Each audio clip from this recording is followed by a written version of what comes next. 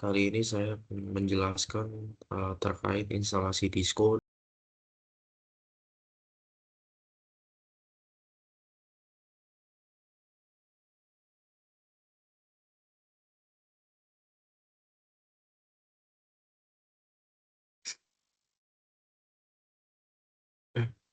Tahap pertama adalah em, melakukan instalasi terlebih dahulu, di mana link untuk instalasinya adalah fluxion.com/disco. Lalu di produk dan pilih download for Windows. Setelah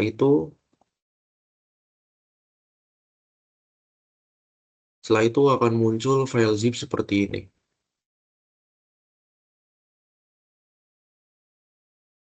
Nah, untuk filenya sendiri kurang lebih seperti ini zipnya yang telah di-download. Selanjutnya diekstrak terlebih dahulu. Lalu setelah diekstrak, eh, aplikasinya bisa langsung diklik di sini.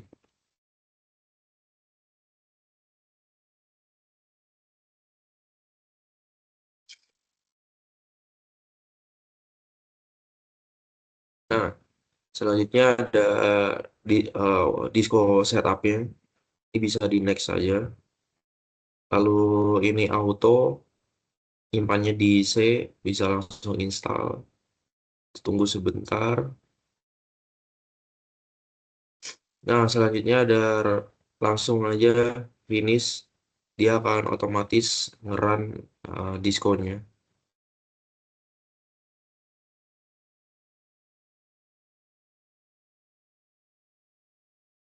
Nah, selanjutnya akan ada muncul seperti ini.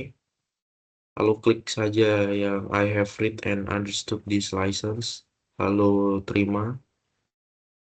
Untuk emailnya sendiri bisa memasukkan email pribadi atau email instansi. Kali ini saya akan memasukkan email pribadi saya.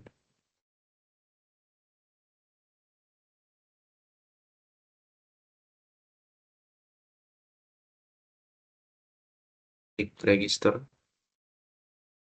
Nah, di registration key sendiri ini akan terkirim otomatis di email.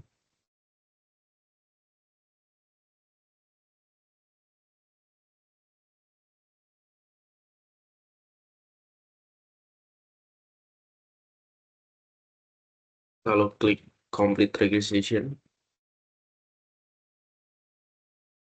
Nah, di license code ini saya tidak memasukkan license code-nya karena saya tidak diberi akses untuk mengakses Disco secara premium. Dalam artian yang sudah subscribe license yang ada di Disco tersebut.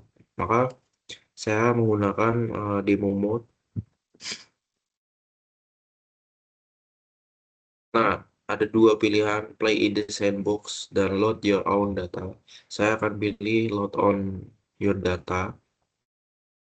Eh, saya udah menyiapkan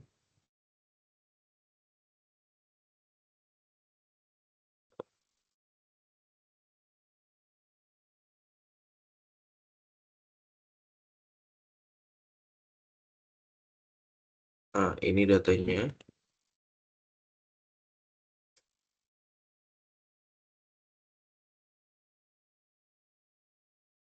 Nah, untuk datanya sendiri akan auto ke load seperti ini, kurang lebih tampilannya.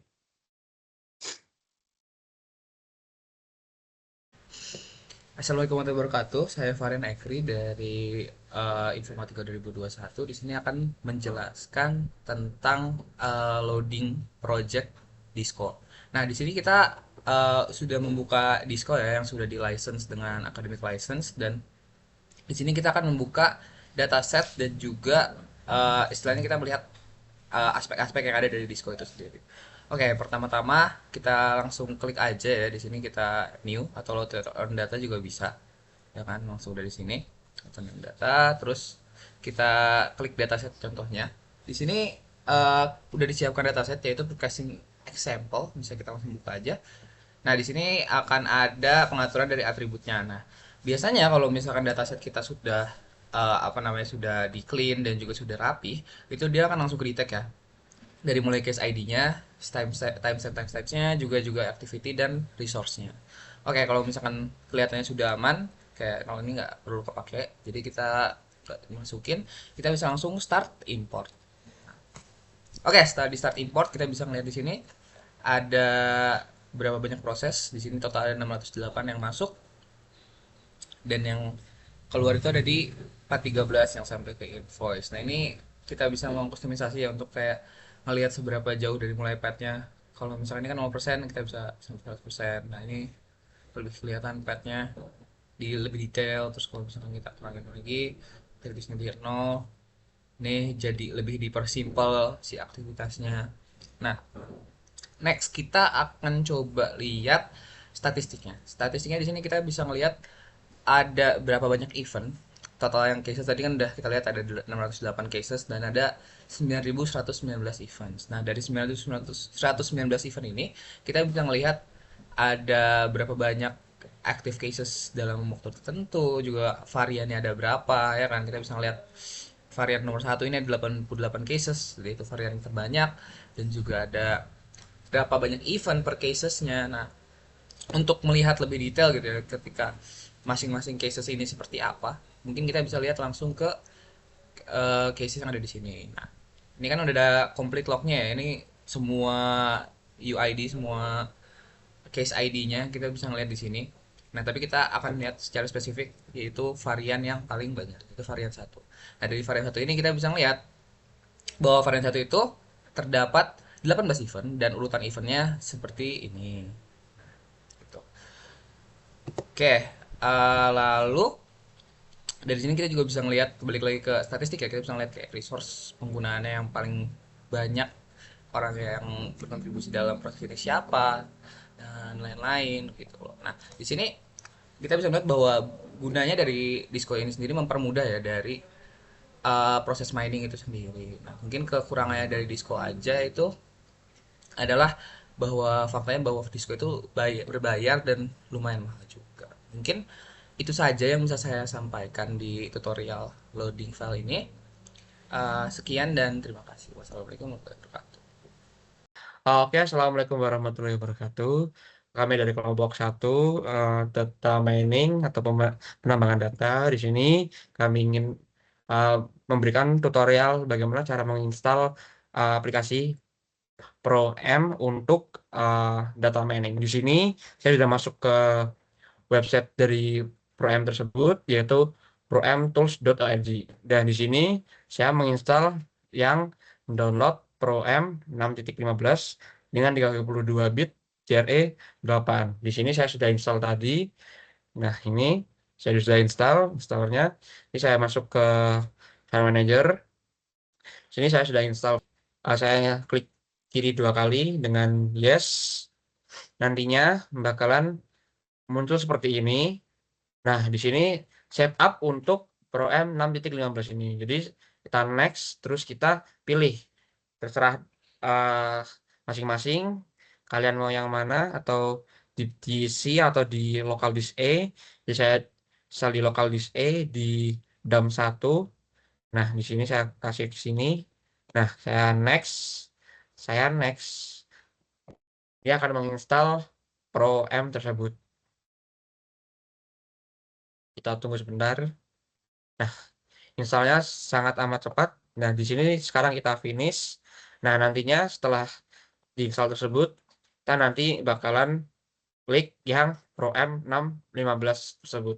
Oke, dan ini adalah tampilan awal dari ProM. Untuk tampilan awalnya sendiri ada database untuk semua hasil import yang sudah dilakukan, dan ada favorit, ada imported, dan selection. Nah, untuk mengimport file yang akan kita lakukan eksplorasi, langsung saja di kanan atas ada logo import. Di sini kita bisa memilih untuk file yang akan kita eksplorasi. Misalnya adalah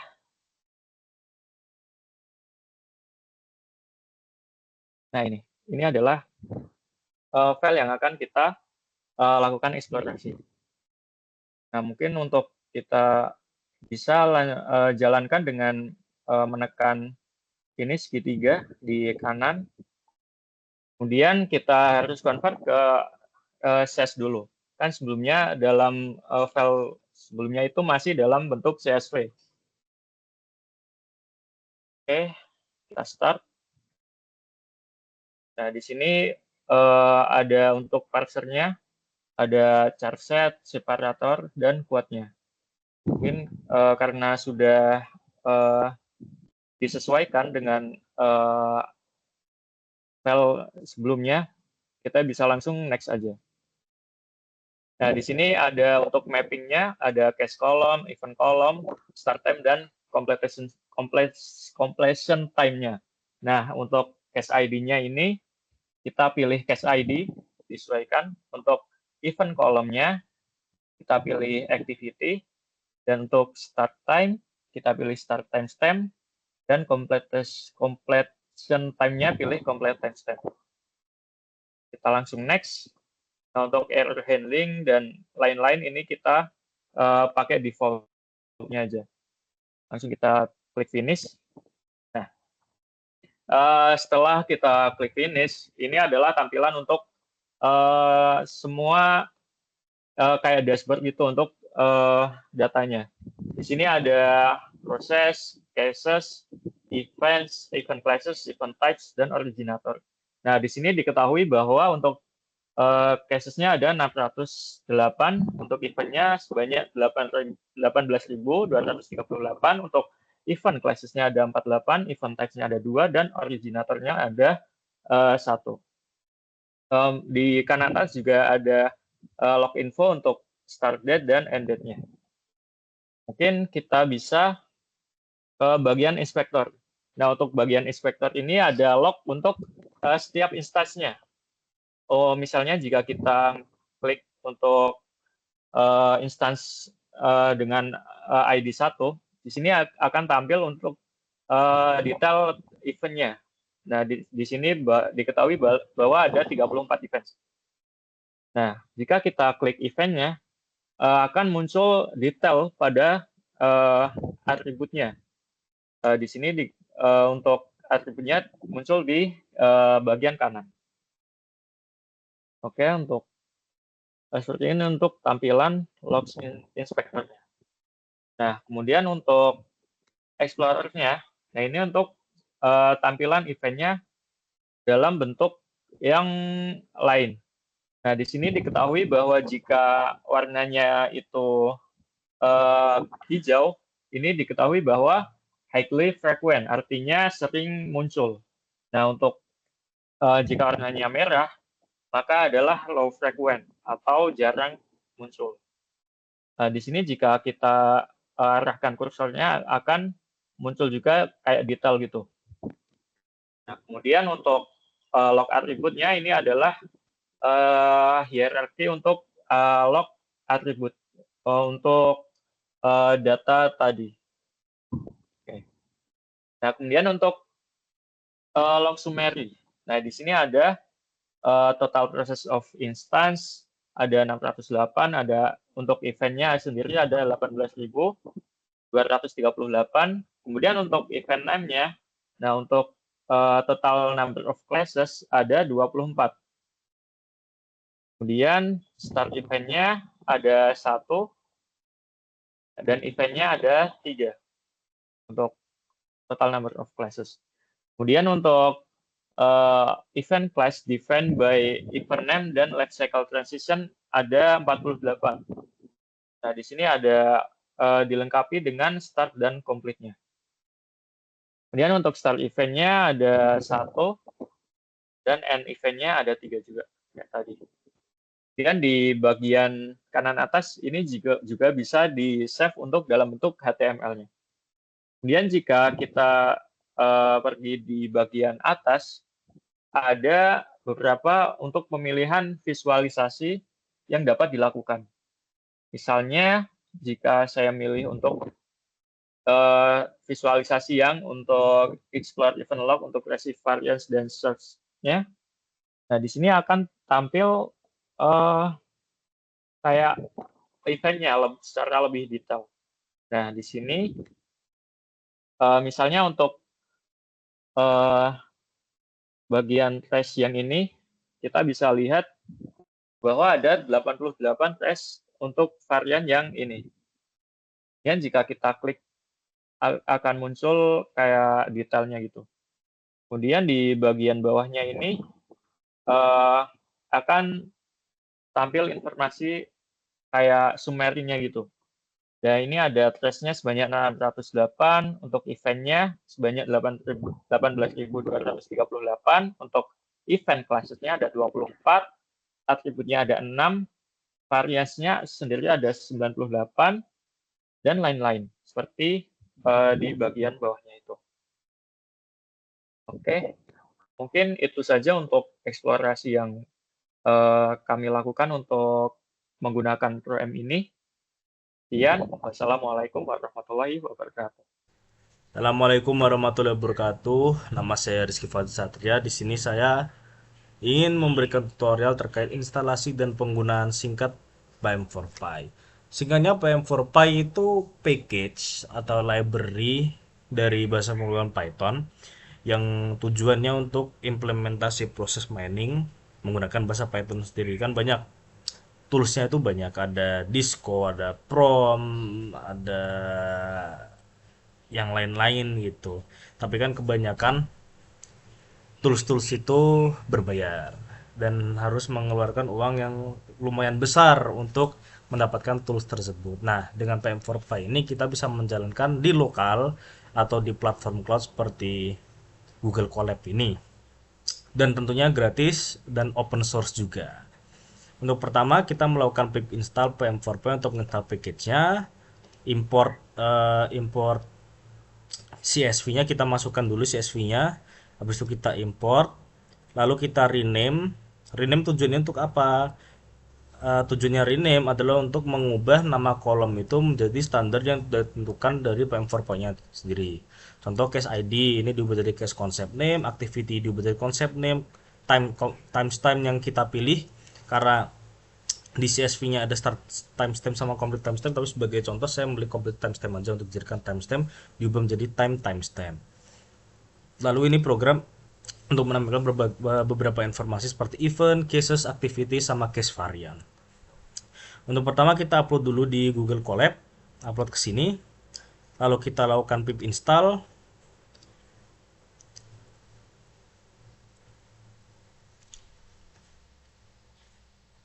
Yang harus menunggu beberapa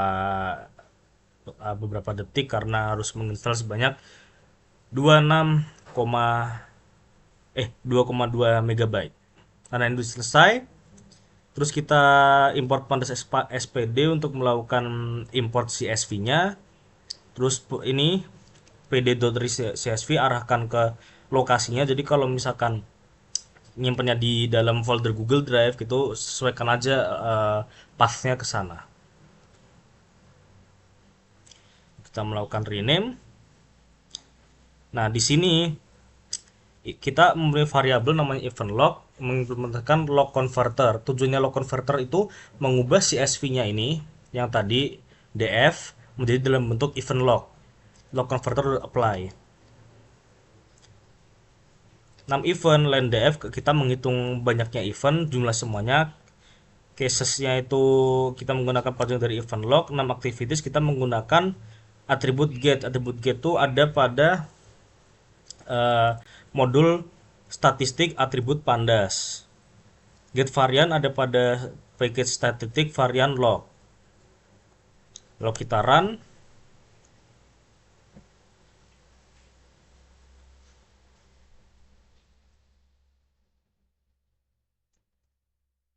Nah, di sini muncul number of event ada 9.119, number of case ada 608, number of activities ada 24, number of case varian ada 98. Saya kira sekian dari tutorial kali ini. Terima kasih sudah memperhatikan. Wassalamualaikum warahmatullahi wabarakatuh.